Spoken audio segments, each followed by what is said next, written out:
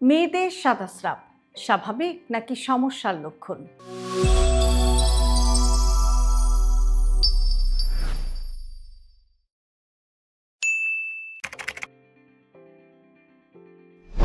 সাদাস্রাব দেখলেই কি চিন্তা করা দরকার? এটা কি সবসময় ইনফেকশন, নাকি এটা নারীদের শরীরের একদম স্বাভাবিক একটা ব্যাপার? আজকে এই সাদা স্রাব নিয়ে আপনাদের সব বিভ্রান্তি একটু পরিষ্কার করার চেষ্টা করব। সাদা স্রাব এমন একটা বিষয় যেটা নিয়ে অনেক মেয়ে অনেক সময় লজ্জা পান, ভয় পান, আবার অনেক ভুল ধারণাতেও কিন্তু ভুগে থাকেন। আজকে ভিডিওতে আমরা একটু সহজ ভাষায় বলার চেষ্টা করব কোন সাদা স্রাব স্বাভাবিক আর কখন একটু সতর্ক থাকা দরকার। প্রথমে একটা কথা পরিষ্কার করা দরকার যে সব সাদা স্রাব আসলে খারাপ না, বরং বেশিরভাগ ক্ষেত্রেই এটা নারীদের শরীরের একদম স্বাভাবিক একটা সুরক্ষা ব্যবস্থা।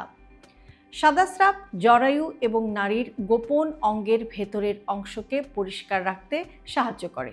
এটা ইনফেকশন থেকে শরীরকে সুরক্ষিত রাখে। এখন প্রশ্ন আসে যে কখন সাদা স্রাব আসলে স্বাভাবিক? যদি স্রাব স্বচ্ছ বা দুধের মতো সাদা হয়, গন্ধ না থাকে, চুলকানি বা জ্বালাপোড়া না থাকে, তাহলে সাধারণত সেটা স্বাভাবিক। মাসিকের আগে বা পরে, ওভুলেশনের সময়, গর্ভাবস্থায় সাদা স্রাব একটু বেশি হতে পারে। এগুলো নিয়ে চিন্তা করার কোনো কারণ নেই। কিন্তু সমস্যাটা শুরু হয় যখন সাদা স্রাবের রং, গন্ধ এবং অনুভূতিতে পরিবর্তন আসে, অর্থাৎ যখন আপনার একটু অস্বস্তি হতে শুরু করে। যদি স্রাব ঘন দইয়ের মতো হয় এবং এর সাথে চুলকানি থাকে, তাহলে সেটা হতে পারে ফাঙ্গাল ইনফেকশনের একটি উপসর্গ। আর যদি স্রাব একটু হলুদ কালারের হয় বা একটু গ্রিনিশ বা সবুজাভ হয় এবং তাতে যদি দুর্গন্ধ থাকে, সাথে তলপেটে ব্যথা থাকে, তখন সেটা ব্যাকটেরিয়াল ইনফেকশনের উপসর্গ হতে পারে। আর যদি স্রাব ধূসর রঙের হয় এবং মাছের মতো একটা আষ্টে গন্ধ থাকে, সেটাকেও কিন্তু অবহেলা করা ঠিক না। অনেকেই মনে করেন সাদা স্রাব মানে অপরিচ্ছন্নতা, অর্থাৎ পরিষ্কার পরিচ্ছন্ন না থাকলেই সাদা স্রাব হতে পারে। এই ধারণাটা সবসময় ঠিক না। অনেক সময় অতিরিক্ত পরিষ্কার করতে গিয়ে বরং সমস্যা আরও বেড়ে যেতে পারে। বারবার ইন্টিমেট এরিয়ার ভেতরে সাবান ব্যবহার করলে বা ডাউচিং করলে স্বাভাবিক ভালো ব্যাকটেরিয়া নষ্ট হয়ে যেতে পারে এবং এটাতে ইনফেকশন আরও সহজেই হতে পারে। আরেকটা বড় ভুল ধারণা হচ্ছে যে সাদা স্রাব হলেই নিজের ইচ্ছামতো ওষুধ খাওয়া। এতে সাময়িক আরাম পেলেও সমস্যা কিন্তু পুরোপুরি ঠিক হয় না। কিশোরী মেয়েদের ক্ষেত্রেও হালকা সাদা স্রাব স্বাভাবিক। এটা শরীরে হরমোনের পরিবর্তনের একটি অংশ। গর্ভাবস্থায় সাদা স্রাব একটু বেশি হতে পারে, কিন্তু এর সাথে যদি চুলকানি, দুর্গন্ধ অথবা রক্ত মেশানো থাকে, তখন অবশ্যই কিন্তু ডাক্তার দেখাতে হবে।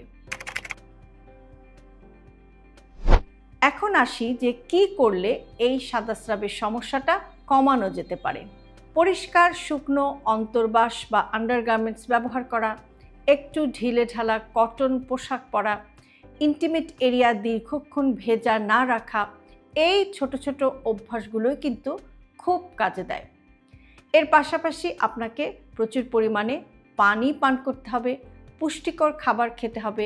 বিশেষ করে খাবারে যদি আপনি একটু টক দই নিয়মিত অ্যাড করেন, সেটাও কিন্তু এই সাদা স্রাবের সমস্যাটা কমাতে সাহায্য করতে পারে।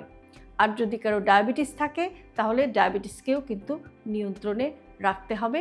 এটারও একটা বড় ভূমিকা আছে। সবচেয়ে গুরুত্বপূর্ণ কথা হচ্ছে যে সাদা স্রাব নিয়ে লজ্জা নয়, সচেতনতা প্রয়োজন। কখন আপনি ডাক্তার দেখাবেন? যদি দেখেন যে সাদা স্রাবের সাথে প্রচণ্ড চুলকানি হচ্ছে, দুর্গন্ধ আসছে, তলপেটে প্রচুর ব্যথা হচ্ছে, জ্বালাপোড়া করছে অথবা রক্তপাত হচ্ছে, এ সমস্ত লক্ষণ দেখলে কিন্তু দেরি করা যাবে না। আপনাকে ইমিডিয়েটলি একজন ডাক্তারের সাথে কিন্তু পরামর্শ করতে হবে। সাদা স্রাব নারীদের শরীরে খুবই স্বাভাবিক একটি বিষয়, এটা নিয়ে ভয় পাওয়ার কিছু নেই, কিন্তু অবহেলাও করা যাবে না, এটাও আপনাকে মাথায় রাখতে হবে। হেলদি লাইফস্টাইলকে জটিল ভাববেন না। আপনার দৈনন্দিন জীবনের ছোট ছোট অভ্যাসের পরিবর্তনই আপনাকে নিয়ে যেতে পারে একটি সুস্থ জীবনধারার দিকে। আর সেই কারণে আমরা সবসময় বলে থাকি হেলদি লাইফস্টাইল সিম্পলিফাইড। আজকের ভিডিওটি যদি আপনাদের কাছে ইউজফুল মনে হয় তাহলে অবশ্যই প্রিয়জনের সাথে শেয়ার করতে ভুলবেন না। আর এরকম আরও ভিডিও প্রতিদিন পেতে সাবস্ক্রাইব করুন আমাদের ইউটিউব চ্যানেল এবং ফলো করুন আমাদের Facebook page with doctor Shahnaz Chowdhury.